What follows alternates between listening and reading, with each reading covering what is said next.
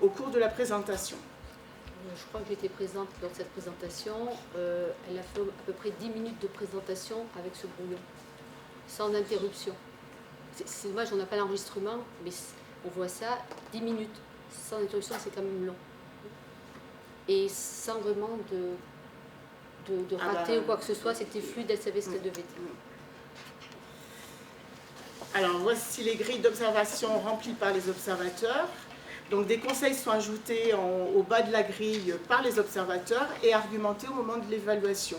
Ces conseils sont mis en application pour les présentations suivantes. Alors, je n'ai pas parlé aussi du AS-AR. AS, c'est à renforcer, AS, à soutenir, et AR, à renforcer. On voulait un codage qui soit simple à comprendre par tous et qui ne soit pas une note, parce qu'on ne voulait pas de ça. Alors, en janvier, donc là, il faut aller beaucoup plus loin. En fait, c'est pas le bon. C'est pas bon, c'est pas grave. Alors, on va... Alors, si, janvier. Oui, on reste là. Alors, en janvier, la grille de compétences devient un outil transversal d'évaluation puisque nous l'utilisons pour d'autres activités visant les compétences langagières, par exemple la présentation de livres, des exposés, le conseil de classe. Chacun a pu développer ses compétences de co-évaluation, notamment durant la phase interactive des questions-réponses et des compétences d'auto-évaluation. Dernier point très positif, chacun à son rythme a pu s'impliquer et évoluer dans le projet. En conclusion, à ce stade de l'année en janvier, la progression s'effectue en fonction des progrès des élèves, de leurs besoins, mais aussi de leurs propositions pour faire évoluer ce projet. Donc un musée temporaire a été proposé par les enfants qui ont souhaité déposer leur objet. C'est devenu leur projet. Ce n'est plus le mien. Ils me poussent. Alors en février, le rituel donc, va évoluer. On va aller vers l'interview pour la web radio. Les objectifs déjà travaillés donc, sont renforcés. Réaliser une présentation orale de son objet en prenant appui sur un brouillon oral, participer de façon constructive aux échanges avec d'autres élèves dans un groupe pour confronter des réactions et des points de vue. Un nouvel objectif apparaît, développer la prise de risque lors d'un échange oral. Pour cela, les enfants doivent réfléchir collectivement à la question « Comment interagir en même temps que la présentation orale de l'objet ?» Ils décident de créer des cartes à tirer au sort juste avant la présentation, qui sont intitulées « Présentation » ou « Interview ». C'est-à-dire que l'enfant arrive avec son objet, il tire la carte. Aujourd'hui, c'est interview. Donc, il doit être préparé aux deux propositions. L'élève présentateur doit mémoriser parfaitement les informations écrites dans son brouillon oral, répondre à la question en apportant une réponse directe et enrichie à l'aide des informations contenues dans son brouillon oral. Il doit respecter les critères inscrits dans la grille d'observation. Il doit s'adapter en direct aux questions des auditeurs, savoir rebondir. Les élèves auditeurs, ceux qui écoutent la présentation, doivent écouter pour comprendre un message oral, écouter et comprendre les questions posées pour ne pas répéter les mêmes, connaître le registre des questions de type, les questions type de l'interview sans pour autant les poser toutes. Il faut savoir s'adapter au discours, ce n'est pas parce qu'on a un registre de questions qu'il faut les poser une par une. Poser des questions ouvertes qui n'apportent pas des réponses oui ou non. En mars. Le fait que les élèves posent des questions, non mais je l'ai vu donc.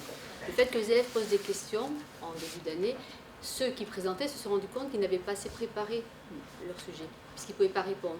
Et cette condition-là a fait que ça les a obligés à d'approfondir leurs recherches pour pouvoir présenter un objet. C'est cette interaction qui a permis de gagner dans la fluidité et aussi à la quantité de l'oral qui a été produit. Alors oui, voilà, le système de cartes. C'est pas le premier programme. Voilà, ça c'est tout ce que je viens de dire. Alors, en mars, on revient sur les... Donc les interviews validées par la classe pourront être retenues pour un enregistrement dans l'émission Objet Mystère de la web radio. Donc les premiers interviews sont réalisés par 2 auditeurs, par 2 présentateurs et vont s'ajouter aussi des rôles différents. Il y a l'animateur qui va venir se greffer dessus, le secrétaire, etc.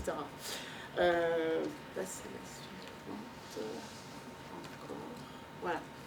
Alors, peu à peu, l'exercice étant bien compris par tous, l'interview s'effectue à plusieurs. Chacun pose librement sa question, un animateur s'ajoute au dispositif pour dynamiser l'échange, Un secrétaire note les questions qui sont posées au cours de l'échange. À l'aide d'une grille, un observateur observe le présentateur ainsi que son brouillon d'oral après la prestation orale. Ce qui est intéressant, je ne dis pas, mais lorsque les observateurs donnaient leur avis, c'était dans la bienveillance. Ils avaient appris à dire respectueusement ce qui fonctionnait ou ce qui ne fonctionnait pas, parce qu'ils savaient qu'ils passeraient peut-être la faute après. En fait, ils avaient appris à avoir une critique constructive. Et ça, c'était intéressant. Je passe. Là, alors, l'auto-évaluation est toujours proposée. Non, tu peux passer. Encore. Donc là, cette fameuse auto-évaluation de fin de trimestre. Et là, en mars, en général, les enfants expliquent qu'ils progressent en se nourrissant de l'observation de l'autre. Tous disent avoir progressé tant à l'oral qu'à l'écrit. Les brouillons oraux sont mieux renseignés et mieux construits. Les informations à communiquer sont mieux maîtrisées. Le plus souvent, les élèves souhaitent améliorer leur brouillon oral pour s'exercer à l'interview, avec l'enjeu de voir son intervention retenue pour l'émission de la web radio. Donc, à cette époque-ci, après 7 mois de travail, l'implication des élèves n'a pas faibli, les objectifs du départ sont atteints, voire dépassés. Chacun continue de progresser à son rythme et selon ses envies. Le langage oral s'est nettement amélioré, les prises de parole sont plus riches et pertinentes, les questions sont plus ciblées et restent ouvertes pour permettre l'échange. Beaucoup d'élèves souhaitent s'exercer à l'interview avec l'enjeu de voir son intervention retenue pour la web radio. Par la suite, des présentations sont enregistrées et déposées donc sur la web radio et sur l'EMT de la classe. Cette valorisation du projet est très motivante parce que les familles ont accès aux émissions et peuvent ainsi mesurer les progrès à l'oral de leur enfant. Alors ensuite, le rituel va évoluer vers la classe VIA par le biais d'un jeu interactif donc à la découverte de l'objet mystère. Toujours dans le but de valoriser le projet, on va créer un jeu en direction d'une école de Hard, un CM2, CM1-CM2, donc qui faisait partie du projet EER. Le but du jeu est de faire découvrir 4 objets mystères à l'aide d'un tableau de mots, des objets qui ont déjà été présentés pendant les premiers mois de l'année. Les élèves doivent lire, comprendre, classer, trouver les mots intrus. À la fin de leur classement, ils doivent obtenir 4 listes de mots et le nom de l'objet recherché. Les objets sont présentés en fin de jeu pour valider les réponses. Alors, on est en réseau là. Oui, là, c'est un... Oui, c'est ça, on est vraiment en réseau. Vas-y, donc ça, c'est toute la préparation du travail en classe. Ouais, et la flûte de côté. Alors, voilà, par exemple, un brouillon d'oral qui a été recherché puisqu'il avait été présenté tout au début de l'année, celui-ci. On peut constater, parce que ça a été repris, elle a pris son brouillon d'oral du début de l'année et elle a retravaillé en fonction de ses compétences. Donc, élaboration du brouillon d'oral. Ensuite, alors là, c'était le ressenti des animateurs, etc., mais je vais y finir. Donc, le bilan de la classe VIA.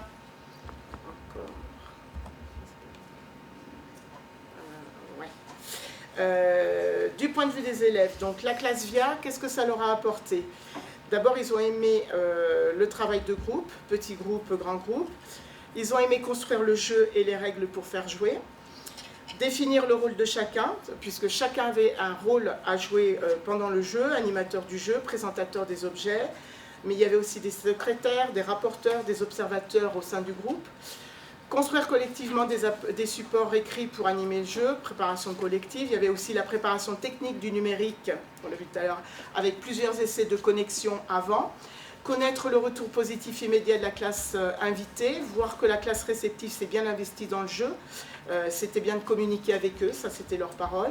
Voir l'aboutissement du jeu par rapport à la présentation qu'il a demandé. Recevoir en remerciement une invitation pour un autre échange. Savoir qu'une suite à cette rencontre peut être envisagée en classe VIA. Et c'est ce qui s'est passé, puisque eux nous ont invités à partager un jeu qu'ils ont créé. Alors le bilan du point de vue de l'enseignante, par rapport à cette classe VIA, c'est partager un projet en rompant l'isolement, car même au sein d'une équipe de plusieurs classes, on peut se sentir isolé. Échanger des idées, des contenus pédagogiques, se nourrir mutuellement de nos pratiques. tisser un lien professionnel et construire d'autres projets à distance, utiliser un nouvel outil numérique d'échange collaboratif